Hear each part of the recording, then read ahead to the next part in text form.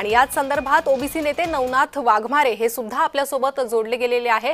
नवनाथ वाघमारेजी, हल्ल्याच्या या आरोपांवर आता बोललेले आहे मनोज जरांगे आणि त्यांनी आरोप केलेला आहे थेट धनंजय मुंडे। जरांगे यांनी संशयाची सुई धनंजय मुंडेंकडे केलेली आहे। तुम्हाला काय वाटतं त्यांच्या या वक्तव्याबद्दल? जरांगे व्यक्तिगत वादाला जातीचे स्वरूप देण्याचा प्रयत्न करत आहेत। जरांगेचं काय फक्त जातीचं स्वरूप दिलं म्हणजे त्यांची जातीतील समाजातील लोक गोळा होण्यासाठी त्यांना ते स्टंट जमलेलं आहे आणि मराठा समाजातील भाबडे आणि त्याच्यावर विश्वास ठेवतायत त्याच्या कुठतरी नौटंकीला आणि ते मग कुठतरी काहीतरी उलट सुलट सांगायचं। आता खरं तर मनोज जरांगे ज्या दोन लोकांची नावं सांगतायत आणि त्याच मी तर डायरेक्ट म्हणतो या मनोज जरांगेची स्वतःपासून सुरुवात करावी, त्याची स्वतःची नार्को टेस्ट करावी। त्या दोन कोण लोक आहेत आरोपी त्यांची सुद्धा नार्को टेस्ट करावी।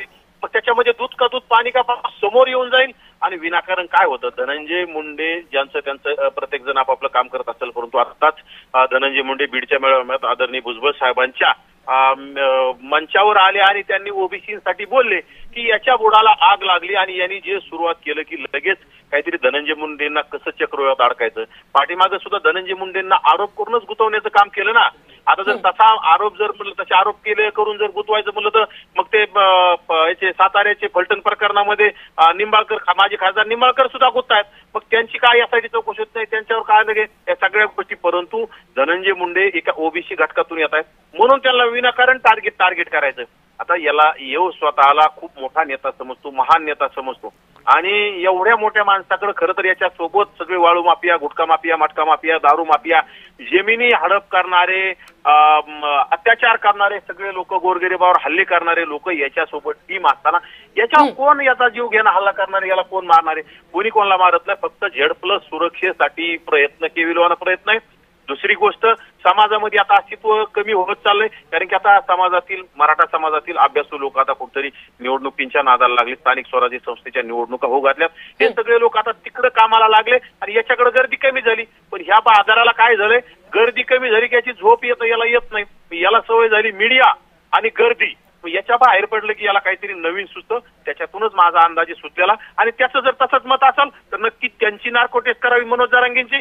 त्यांचे जे दोन कोण सापडलेत त्यांची सुद्धा नार्को टेस्ट केली पाहिजे आणि माझे जे पोलीस अधीक्षक असतील किंवा DYSP यांना विनंती, यांनी सुद्धा समोर मीडिया समोर येऊन बोललं पाहिजे यांनी काय तुम्हाला दाखवलंय काय नाही दाखवलंय।